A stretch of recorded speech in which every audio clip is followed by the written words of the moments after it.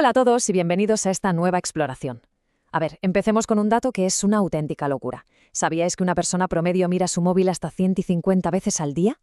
Y os aseguro que un porcentaje altísimo de esos vistazos rápidos son única y exclusivamente para comprobar la hora. El tiempo es nuestra ancla absoluta, nos ata a la realidad. Y yo me pregunté, ¿qué le pasaría a la mente humana si cortamos esa ancla por completo? Así que ni corto ni perezoso me lancé a hacer un experimento personal bastante intenso, vivir una semana entera sin mirar un solo reloj, pantalla o cualquier cosa que me dijera qué hora era. Literalmente cero referencias temporales. Fue un viaje brutal, desde una desorientación profunda hasta llegar a una calma rarísima.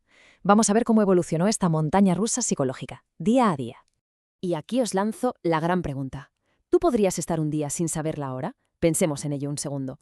Nuestra vida moderna es básicamente una serie de alarmas. Nos despertamos con una, corremos a reuniones guiados por bloques de calendario y tenemos ese dichoso numerito siempre asomando en la esquina de nuestros dispositivos. Hemos externalizado la gestión de nuestra energía a esos aparatos.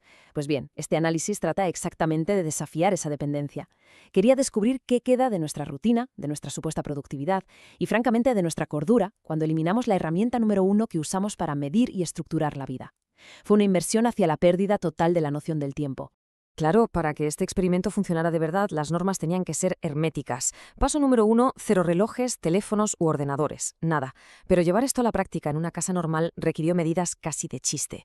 Tuve que poner cinta aislante opaca sobre el reloj del microondas. Tuve que desenchufar el horno. Incluso escondí el termostato digital del pasillo simplemente para evitar hacer trampas sin querer.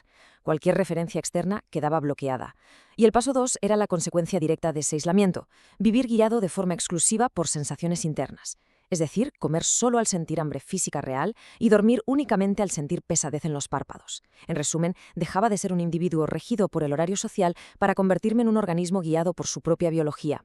Bueno, pues al aislar el apartamento de cualquier número digital, pequé de un exceso de confianza brutal. Pensé que sería fácil, pero mi mente no reaccionó bien. La cruda realidad me dio una bofetada a las pocas horas. Llevamos décadas programando nuestro cerebro para apoyarse en estímulos externos, creando una especie de arquitectura invisible que sostiene nuestro día a día. Y sin esos apoyos, experimenté un síndrome de abstinencia en toda regla. Llegué a sentir esas vibraciones fantasmas en el bolsillo, buscando una pantalla que no estaba ahí, solo para que me diera la seguridad de saber en qué momento vivía. Ahí descubrí, de forma muy directa, que una mente sin referencias entra rápidamente en un estado de alerta constante, buscando desesperadamente algo a lo que aferrarse. El primer día, como os podéis imaginar, fue una inmersión directa en la desorientación. Había una ansiedad de fondo constante y desarrollé un tic muscular casi involuntario. Levantaba la muñeca para mirar un reloj inexistente cada 2x3. Para el segundo día, esa desorientación se transformó en una obsesión agotadora. Intentaba leer o trabajar, pero el impulso impulsivo de saber en qué momento de la jornada me encontraba fragmentaba mi atención por completo. Y el tercer día, ahí llegó el pico de frustración. Recuerdo intentar deducir si era la hora de comer, asomándome por la ventana para evaluar la inclinación de las sombras de los edificios de enfrente, súper convencido de que era mediodía, para luego darme cuenta por la cantidad de tráfico de que probablemente ya era media tarde. Esa incapacidad total para ubicarme demostró el enorme nivel de adicción que había desarrollado. Durante esos 3 primeros días, mi energía se consumía en una lucha totalmente inútil por intentar adivinar la hora y recuperar el mando de mi agenda invisible. Llegué a un punto de fatiga mental severa. Ya no podía seguir calculando la luz del sol o analizando el ruido de los camiones de basura para orientarme, así que simplemente me rendí. Perdí el control, y ahí empezó el cambio.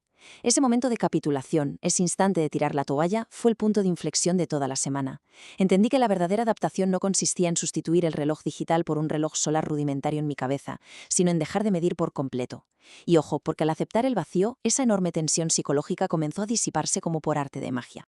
La segunda mitad del experimento trajo una transformación biológica y mental que fue profunda. El cuarto día, esa urgencia constante desapareció.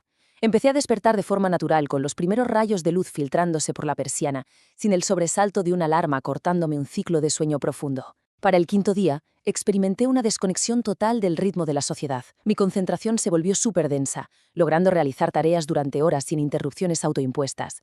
El sexto día fue el de la consolidación total. Descubrí que al comer únicamente cuando mi estómago lo pedía, mis niveles de energía eran muchísimo más estables, y al llegar al séptimo día, la ansiedad había sido sustituida por una presencia absoluta. El tiempo dejó de ser un contenedor que debía llenar a toda prisa, para convertirse simplemente en el espacio en el que estaba existiendo. Ahora bien, al evaluar esta experiencia de manera objetiva, surge un contraste muy marcado al volver al mundo real.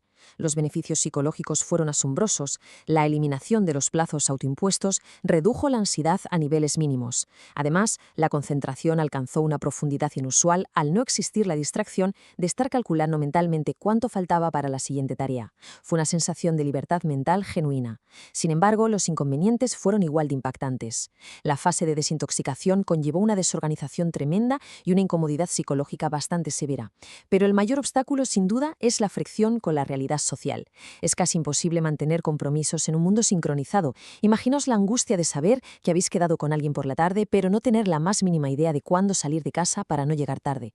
Es inviable. Todo este proceso destapa una paradoja muy reveladora sobre nuestra relación con la productividad y la estructura. Resulta que renunciar al reloj no genera un caos absoluto por defecto, más bien te obliga a replantearte cómo organizas tus prioridades fundamentales.